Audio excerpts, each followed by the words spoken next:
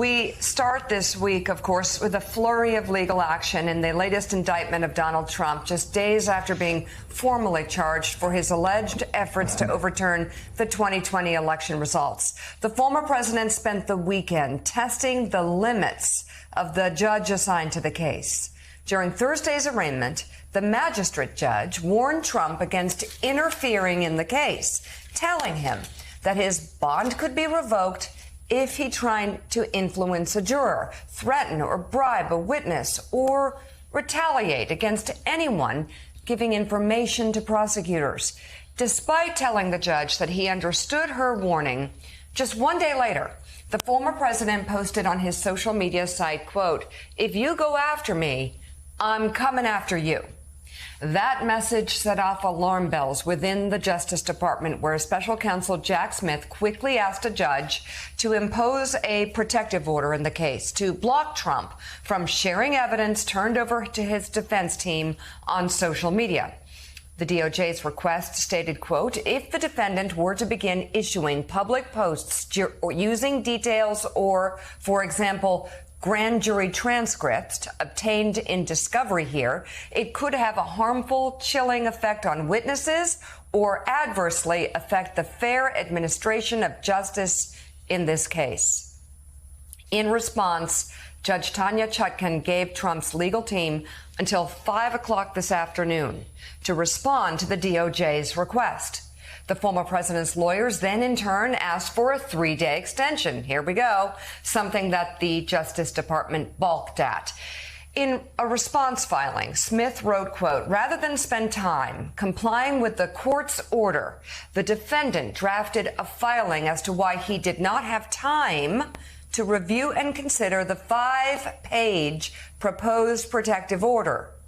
The judge concurred with prosecutors and shot down Trump's request to have today's deadline pushed back. While all this was going on, the former president continued to go after those involved in the case over the weekend, despite being warned not to do so. His targets included former Vice President Mike Pence, who is a potential witness for prosecutors. Also, Judge Chutkan herself, and of course, Jack Smith, both on social media and during a speech in Alabama. Deranged Jack Smith. Doesn't he look deranged? You see the picture with the purple robe? He's a deranged human being. We're getting stronger by the day. Somebody said, you should treat him nicer. Maybe he'd be nice. Let me tell you, this guy is a lost soul, bad guy. So, Chuck Rosenberg, I just keep going back to everything I've ever seen regarding proceedings before federal judges and federal courts. And, you know, we talk about equal justice under the law. Yes, Donald Trump has actually been indicted for trying to overthrow a presidential election. But, Chuck, I just, again, in my limited experience, but, you know, being around this a good bit, I've just never known of a federal judge that would allow a defendant to publicly threaten a prosecutor, stir up death threats against a prosecutor, let alone question the integrity of the court itself, the federal judge itself. I'm wondering, I mean, equal justice under the law, are we carving out a special exception for Donald Trump here if his bail is not revoked? Yeah, I hope not, Joe, and I don't think so. I think the judge is handling this properly for now so far, right? She's being patient and firm, and she's laying down clear rules. In other words, for instance, minor point, she didn't give Mr. Trump's lawyers more time to argue a frivolous motion. She's requiring their response today. I've seen judges do something like this. They're patient to a point, and then they're no longer patient. And this is reasons sort of number 37, 38, and 39 why you don't want to be Mr. Trump's lawyers, because you're forced over and over again to say things that are nonsense and to take positions in court that are frivolous. And a little context here might be helpful. When the government's asking for a protective order, that is not an unusual ask. The government is about to provide reams of information and data, some of it quite sensitive, to the defense team as part of the discovery process.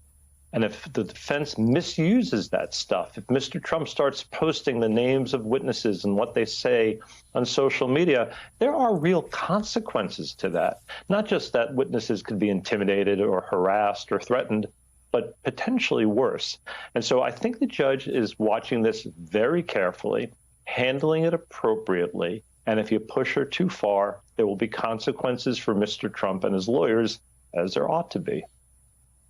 Well, I mean, there certainly should be, Sam Stein, but you have a prosecutor being threatened by Donald Trump online and in a speech. He's called deranged. I'm coming after you.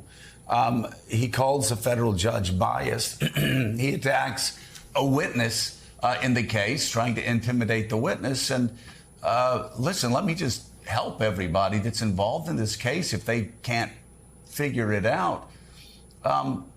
Donald Trump was trying to get the names, or people around Donald Trump were trying to get the names of FBI agents out that searched his Mar-a-Lago home, desperately trying to get them out so they would be threatened. We now have the same thing that will happen here. They give Donald Trump information. Maybe he doesn't post it on social media, but he gives it to Steve Bannon or Roger Stone or somebody else, and they put the names out. I mean, it seems to me that this is going to have to be a tough protective order, and Donald Trump's going to have to be told he's going to jail if the terms are, bail's revoked, if the terms are violated, because we all know the terms are going to be violated. Yeah. Right.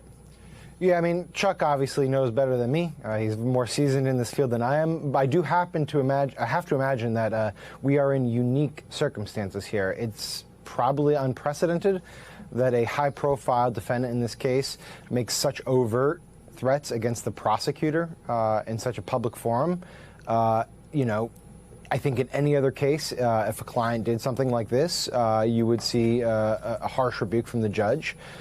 Patience, I suppose, is helpful here in the long run.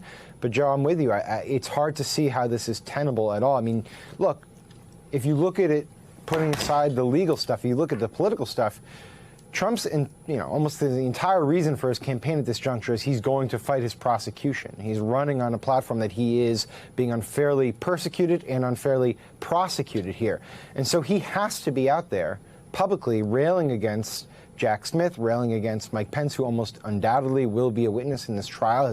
Trump's own lawyer has said he wants to call Mike Pence as a witness. It's compelling him, if not for his personality, it's compelling him also to take these steps that are incredibly radical for a defendant to take. And it's only a matter of time before the judge has to call his bluff, right? I mean, this is not going to stop. He's not going to rein it in because he has to campaign with this posture. And once the judge calls his bluff, who knows what the consequences of that are, politically speaking.